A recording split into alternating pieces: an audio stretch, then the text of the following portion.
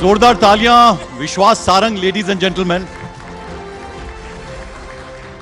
ये वो शख्स हैं मध्य प्रदेश की राजनीति के जो सीधी बात करते हैं, बेबाकी से बात करते हो, मुद्दा भले ही प्रदेश का हो या फिर देश का।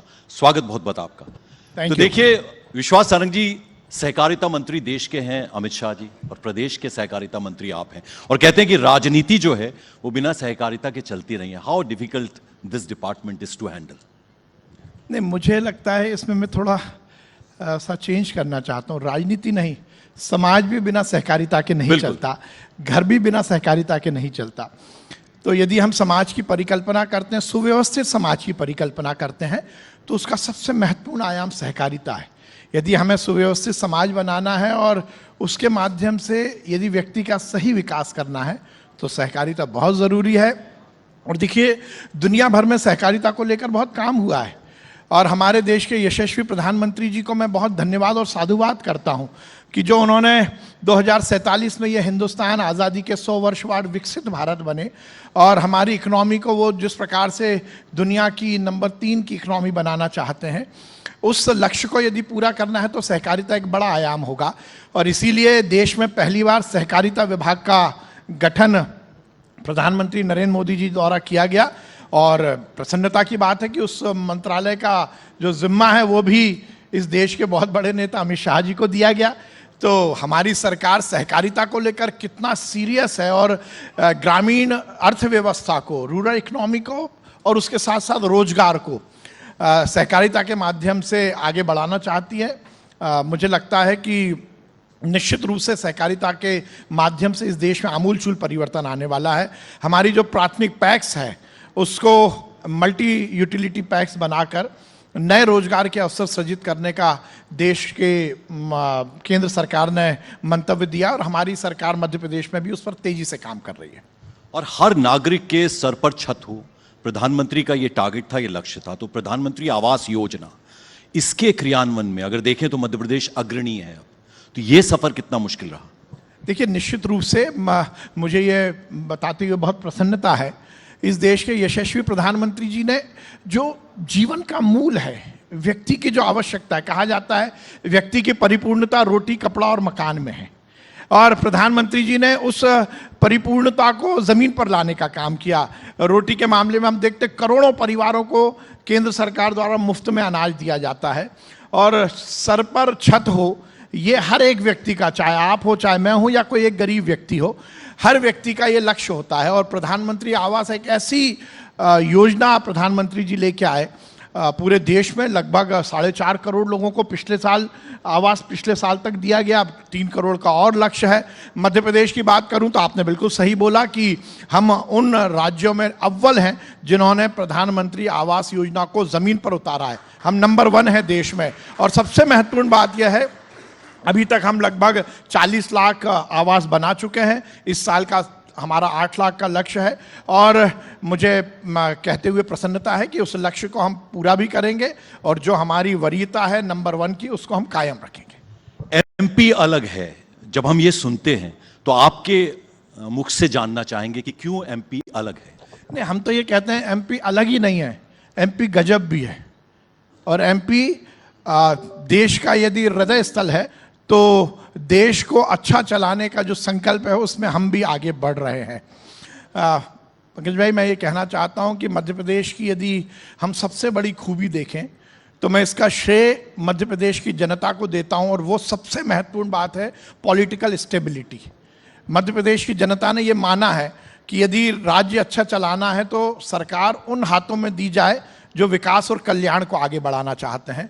मध्य प्रदेश, जैसा मैंने कहा, भौगोलिक स्थिति में देखें तो हम देश के मध्य में हैं, हमारी कनेक्टिविटी बहुत अच्छी है, हमारे पास वन संपदा है, हमारे पास खनिज संपदा है, हम सरप्लस पावर वाले राज्य हैं, हमारे यहाँ 24 घंटे बिजली उपलब्ध है, हमारे यहाँ पानी की बहुत अच्छी व्यवस्था है, और फेडरल सिस्टम में हमने ये सुनिश्चित किया, जैसे देश के यशस्वी प्रधानमंत्री नरेंद्र मोदी जी ने इस देश के विकास के लिए डबल इंजन की सरकार की जो परिभाषा को प्रतिपादित किया है।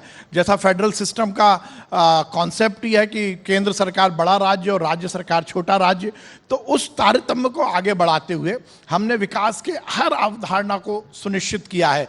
देश की आधी आबादी महिला, उसके सशक्तिकरण पर हम काम कर रहे हैं। युवा जो देश का भविष्य है, उसके रोजगार के लिए हम काम कर रहे हैं। हम इन्वेस्टमेंट को लेकर बहुत अच्छा काम कर रहे हैं। नए नए इन्वेस्टमेंट हमारे प्रदेश में आ रहे हैं, क्या रूरल डेवलपमेंट, क्या अर्बन डेवलपमेंट, गांव, खेत, खलियान, युवा, महिला, किसान, हर एक सेक्टर में हम काम कर रहे हैं। विकास के नए आयाम, कल्याण के नए आयाम, देश के हर वर्ग को लेकर, चाहे वो SC ST हो, चाहे वो पिछड़ा हो, चाहे वो सामान्य हो, हर वर्ग के कल्याण की योजनाएं हम मध्य प्रदेश में लागू कर रहे हैं। और मुझे कहते हुए बहुत प्रसन्नता है, हमारे यशस्वी मुख्यमंत्री डॉक्टर मोहन यादव जी के नेतृत्व में मध्य प्रदेश, जो प्रधानमंत्री जी का लक्ष्य है कि 2047 में ये देश दुनिया का सबसे अच्छा राज्य बने, राष्ट्र बने, और उस महायज्ञ में मध्य प्रदेश की भी हम सकारात्मक आहुति दे रहे हैं। देखिए लेडीज एंड जेंटलमैन, अगर हम क्रिकेट की भाषा में बात करें तो एक बल्लेबाज होता है, गेंदबाज होता है, ऑलराउंडर होता है।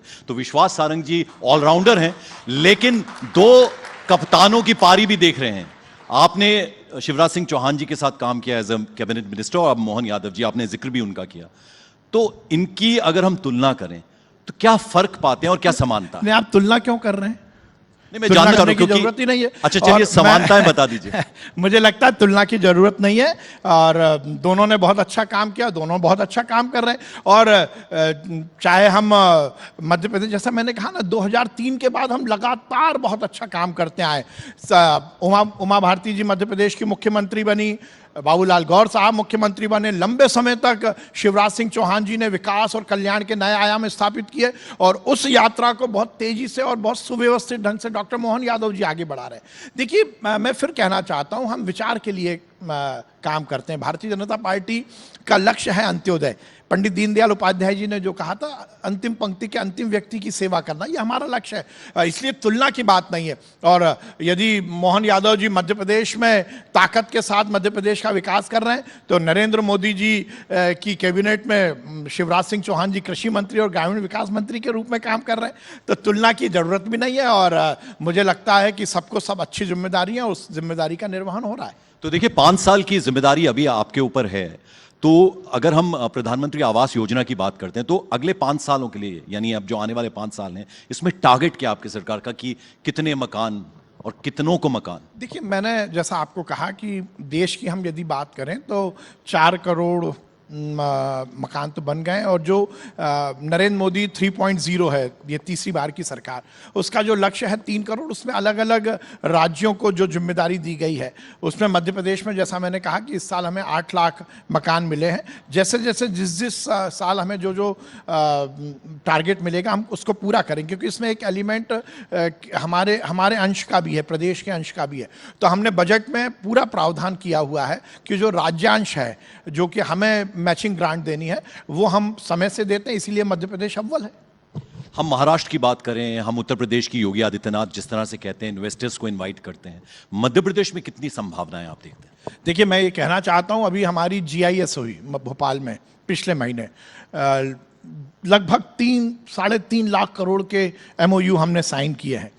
और हमारे मुख्यमंत्री डॉक्टर मोहन यादव जी ने इन्वेस्टमेंट को लेकर एक नई नवाचार किया है। अभी तक प्रदेश में इन्वेस्टर समिट एक जगह होती थी। हम माननीय मुख्यमंत्री जी ने हमारे रीजनल इन्वेस्टर समिट का एक नया कॉन्सेप्ट दिया है कि समेकित विकास हो, हर जगह विकास हो। भौगोलिक दृष्टि से आमतौर पर यह देखा जाता है, जब इन्वेस्टमेंट की बात आती है तो वो इन्वेस्टमेंट चंद शहरों के आसपास सीमित हो जाता है, जो महानगर कहलाते हैं। जैसे हम यदि बात करें तो इंदौर, भोपाल, थोड़ा बहुत जबलपुर। पर माननीय मुख्यमंत्री जी ने एक नया कॉन्सेप्ट लाया, और रीजनल इन्वेस्टर समिट के माध्यम से पहले उन्होंने हमारे प्रदेश के सभी संभागों में इन्वेस्टर समिट की, और उसके बाद GIS भोपाल में आयोजित की। और मुझे इस बात की बहुत प्रसन्नता है कि लगभग 3.5 लाख करोड़ के MOU साइन हुए हैं। तो इन्वेस्टमेंट के मामले में मध्य प्रदेश बहुत तेजी से आगे बढ़ रहा है, और देश और विदेश के जो इन्वेस्टर्स हैं वो मध्य प्रदेश को बहुत आशा भरी निगाह से देख भी रहे हैं। और मुझे लगता है आगे आने वाले समय में हम इन्वेस्टमेंट के मामले में बहुत अच्छा काम करेंगे। लेडीज एंड जेंटलमैन, मैं चाहूंगा जोरदार तालियां आप इसलिए भी बजाएं, खेल मंत्रालय भी विश्वास सारंग जी के पास है, और प्रदेश जो है नेशनल गेम्स में, अगर हम पदक तालिकाओं की बात करें तो अंतिम 3 से अब पहले 3 में आ गया है। तो ये सफर, ये फासला तय करना कितना आसान, कितना मुश्किल था विश्वास? आपने बहुत अच्छी बात बोली। मध्य प्रदेश में हमने खेल के उन्नयन के लिए बहुत काम किया है। खेल खिलाड़ी और खेल मैदान, इसको टारगेट लेकर हमने जहां पहली बार देश में हमने प्रयोग किया कि हमने स्पोर्ट्स एकेडमी शुरू की, जिसमें हमने खिलाड़ियों को वहीं पर उनको बोर्डिंग सुविधाएं उपलब्ध कराकर उनका उन्नयन किया। हमने लगातार ये प्रयास किया कि हमारे यहाँ जो स्पोर्ट्स का इंफ्रास्ट्रक्चर है वो नीचे तक पहुँचे, और अभी माननीय मुख्यमंत्री जी ने घोषणा की, शायद देश में पहला मध्य प्रदेश राज्य होगा जिसमें हर विधानसभा स्तर पर हम सुव्यवस्थित हमारा स्पोर्ट्स का इंफ्रास्ट्रक्चर लेके आ रहे हैं। हम कोचेस को पूरी तरह प्रशिक्षित करते हैं, हम खिलाड़ियों को जो सुविधाएं देना है वो हम दे रहे हैं। एकेडमीज के माध्यम से हम लगातार नया उनको जो भी कोचिंग की ज़रूरत है वो करते हैं, और सबसे महत्वपूर्ण बात है कि हम एक अच्छा माहौल प्रदेश में दे रहे हैं। और अच्छे माहौल के लिए ज़रूरी है कि जो प्लेयर है, देखिए आपको पहले मालूम होगा, हमारे यहाँ पहले गांव में कहावत चलती थी कि पढ़ोगे लिखोगे तो बनोगे नवाब, और खेलोगे कूदोगे तो होगे खराब। और उसके कारण हमारे यहाँ पेरेंट्स केवल ये सोचते थे कि बच्चा खेले नहीं, केवल पढ़ाई करे, पर हमने उस कॉन्सेप्ट को चेंज करने की कोशिश की है। दुनिया भर में यदि आंकड़े की बात करें तो ओलंपिक के 80% मेडल दुनिया के केवल 16 देश ले जाते हैं। हमने उस पर काम किया, हमने समाज में ये व्यवस्था और ये माहौल बनाने की कोशिश की कि पेरेंट्स खुद आगे आए और अपने बच्चों को खेल के प्रति आकर्षित करें। और उसके लिए ज़रूरी है कि उनका आगे का भविष्य अच्छा हो, तो सरकारी नौकरी की बात हो, खेल से जुड़ी हुई जो एलाइड सर्विसेज हैं उसमें उनको रोजगार मिल सके, इस सब पर हम काम कर रहे हैं। तो देखिए, हम विश्वास सारंग जी के कई जो उनके बहुआयामी व्यक्तित्व है, शख्सियत है, उसके बारे में चर्चा कर रहे हैं। एक और बड़ा खास काम इन्होंने किया है, महाकुंभ का जिस तरह से सफल आयोजन हुआ, कितने करोड़ लोगों ने स्नान किया और कितनी सरलता से वो सब कुछ हो गया। देश दुनिया से लोग आए थे, श्रद्धालु आए थे। आपने अपने जो क्षेत्र के लोग हैं उनमें वो पवित्र जल वितरित किया, तो ये क्रांतिकारी ख्याल कैसे आया मन में? देखिए, मैं तो एक बधाई दूंगा देश की सरकार को भी और यूपी की सरकार को भी, नरेंद्र मोदी जी को भी और हमारे उत्तर प्रदेश के मुख्यमंत्री जी को भी, जिस प्रकार से सनातन का परचम लहराया इस महाकुंभ में, और जो व्यवस्थित महाकुंभ पूरा हुआ है वो निश्चित रूप से इस देश ही नहीं दुनिया के लिए एक बड़ी केस स्टडी है। अब जब कुंभ आयोजित हो रहा था तो मेरे क्षेत्र में एक बार मैं गया और एक बुजुर्ग महिला ने मुझसे कहा, क्योंकि आजकल सोशल मीडिया का ज़माना है, मैं मकर संक्रांति के दिन ही गया था और सोशल मीडिया में उन्होंने देखा कि मैं कुंभ में होके आ गया, तो उन्होंने मुझे बड़ा आशा भरी निगाह से कहा कि बेटा तू तो हुआ या, हम लोगों को ये सौभाग्य मिलेगा या नहीं मिलेगा? तो मैंने कहा अम्मा भीड़ बहुत है। तो उन्होंने कहा तू एक काम कर कि जली बुलवा दे। तो मुझे ऐसा लगा, तो मुझे बहुत प्रसन्नता है, कहा करते तो भगवान है। मैंने एक टैंकर भेजा, लगभग 40,000 लीटर हमने गंगा जल बुलाया और उसमें उसको बॉटल में पैक करके हमने हमारी विधानसभा का हर एक घर में पहुंचाया। तो मुझे लगता है कि ये एक नया प्रयोग था और उसके कारण लोगों को घर बैठे हुए गंगा जल मिला और उसको उन्होंने उसके बाद स्नान किया उससे। विश्वासी, देखिए मैं जितना आपको जानता हूं, पिछले कई सालों से हम एक दूसरे को जानते हैं, मैं जरा आपसे ये भी जानना चाहूंगा, जब कहते हैं ना कि बड़े पेड़ के साए में जब आपका बचपन बीतता है, कैलाश सारंग जी का मैं जिक्र करूंगा, आपके पिताजी का, तो अपने आप को प्रूव करना, वो ललक आपको कैसे पैदा हुई? क्योंकि बहुत मुश्किल काम होता है कि पिता जब इतने बड़े हों तो उनके स्टैचर को कहीं ना कहीं मैचअप कर पाना मुश्किल होता है, लेकिन फिर भी आपने कोशिश की। देखिए, मुझे लगता है कि ये मेरा बहुत बड़ा सौभाग्य है कि मैं कैलाश सारंग और मेरी माताजी प्रसून सारंग के घर में हुआ। और मैं ये बहुत दृढ़ता के साथ, बहुत जिम्मेदारी के साथ कहना चाहता हूँ कि वो बहुत बड़े नेता थे, मैं तो उनकी पासन में नहीं हूँ, अभी मैं इंच में भी नहीं हूँ, और वो बहुत बड़े व्यक्तित्व थे। पर ये बात सही है कि एक बड़े परिवार में या बड़े नेता के घर में या बड़े पिताजी के घर में यदि आप पैदा होते हो तो लोग बोलते हैं कि इससे बहुत नुकसान होता है। मैं बोलता हूँ इससे बड़ा सुख और इससे बड़ा सौभाग्य कुछ नहीं हो सकता। और मैं आपको बताना चाहता हूँ, मैं रोज़ जब तक वो जिंदा थे तो रोज़ उनके साथ सुबह बैठकर 1 घंटे जो चाय के समय उनसे सीखता था, वही ज़िंदगी के सफ़र में कुछ काम आ रहा है। वो बड़े नेता थे, वो बड़े व्यक्तित्व थे, वो बहुत सफल व्यक्ति थे। और मुझे एक बात उनके बारे में और मालूम है, बहुत बड़े शायर भी थे। तो वो मैं आखिर में आपसे जानना चाहूंगा कि उनसे वो वाली चीज आपने सीखी या नहीं सीखी, लेकिन तिरछी टोपी वाले ये गाना बड़ा पॉपुलर हुआ था, काली टोपी का क्या राज है? ये भी मेरे पिताजी के से जुड़ा हुआ मामला है। मेरे पिताजी का जब स्वर्गवास हुआ तो हमारे यहाँ बाल दिए जाते हैं। उस समय मेरे गुरुजी ने मुझे ये आदेश दिया कि ये आप टोपी पहनी है। अब ये हिमाचल से जुड़ी हुई टोपी है, तो ऐसा तारतम्य जमा और उसके बाद से ये टोपी मैं पहनने लगा। पर तिरछी नहीं है, सीधी है टोपी। विश्वास सारंग जी, देखिए अब जिस बात का जिक्र हुआ है, बहुत अच्छी कविताएं आपके पिताजी कहते थे, शेरो शायरी कहते थे। तो आज हमारे इतने दर्शक अभी आपको देख रहे हैं और सुन रहे हैं, तो मैं चाहूंगा कि कुछ उनसे जो आपने सीखा हो या अपनी पसंद का। देखिए, दो मैं यहाँ पर बातें करूंगा, एक नहीं दो बातें उनकी कहूंगा। उन्होंने मुझे एक शेर सुनाया और मैं चाहता हूं जिसके पास कलम और कागज हो वो जरूर लिख ले। ये जिंदगी का फलसफा है। भाई लिख लीजिए, नहीं तो मोबाइल में नोट कर लीजिए। हाँ, मैं अब आजकल जमाना मोबाइल का है। उन्होंने बहुत अच्छी बात कही। एक नजीर शायर हुए, मुझे अभी मैं बिल्कुल तैयार नहीं था पर आपने बोला मुझे याद आया। और मैं थोड़ा भावनात्मक भी हूं। मेरे पिताजी ने मुझे सिखाया और रोज रात में मैं सोने के पहले जरूर ये शेर याद करता हूं।